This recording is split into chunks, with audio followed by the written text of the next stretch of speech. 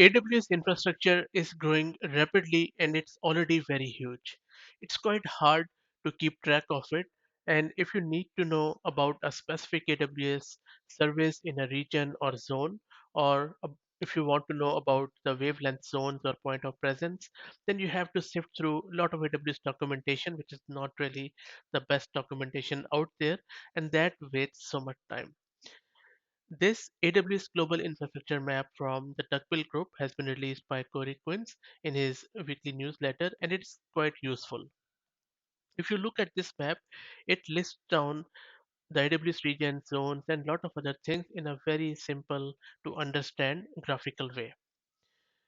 Now, AWS regions are primarily large and widely dispersed physical locations which are separate into geographic locations, and they are quite resilient and highly fault tolerant.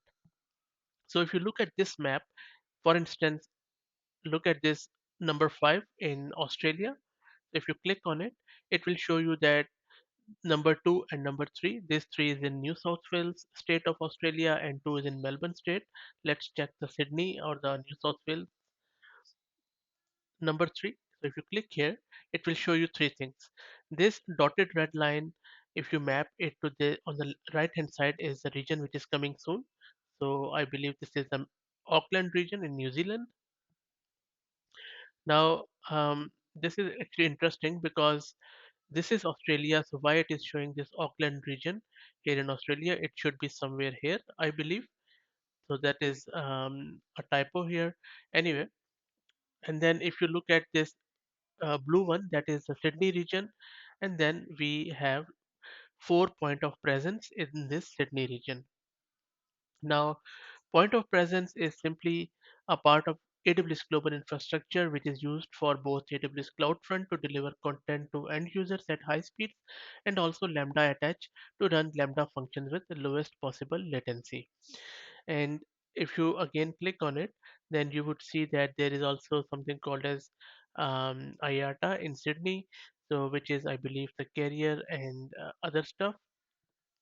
Now, another thing which you can see in this one is these edge locations and also the regional edge caches, and they are both related to the CloudFront, and CloudFront is simply a content delivery network or CDN which is operated by AWS. And then we have wavelength zones. So, and wavelength zone is part of the AWS service, which is AWS Wavelength, which is designed to run workloads that require ultra low latency over mobile networks. And the zone in wavelength zone is the carrier location where the wavelength infrastructure is deployed. And these wavelength zones are associated with the AWS regions. And then for every region, there could be different one. Like in this one, we have Bell, Verizon, KDDI, and a few others. And then another cool thing is about the direct connection location. So for instance, if you click here or click here, then you would also know about this direct connect location. Direct connect is simply a link between your data center to your AWS connect location over a standard cable. And one end of that cable is connected to your router, and the other end is connected to the AWS direct connect router in a very, very simple word. So, and then if you reduce the size from here, you can see a lot of things world over. And one of the most useful feature, I believe, of this infrastructure map is that you can keep abreast of all the things which are coming up.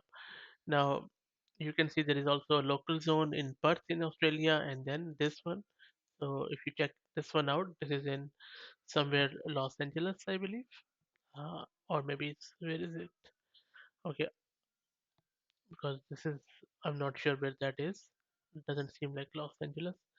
AF, so which is Africa. Um, AF South 1A. So if you Google it, let me quickly Google it to see where exactly that is. It would help to have some more geographical detail around it. Maybe when we hover around it. So it says that I'm not sure where exactly this is. AF South 1A. Google tells me it is Africa, Cape Town, but I think that should be somewhere here, and this seems like some sort of a Western Africa. But anyway, I think maybe this is still work under progress. But lot very useful infrastructure map, needs bit of tweaking and I believe improvement, but still a very good concept. So thanks to Duckbill Group, and I hope you also enjoyed this video. If you have any comment, please drop in the comment section, and if you like the content, please consider subscribing to the channel. Thank you.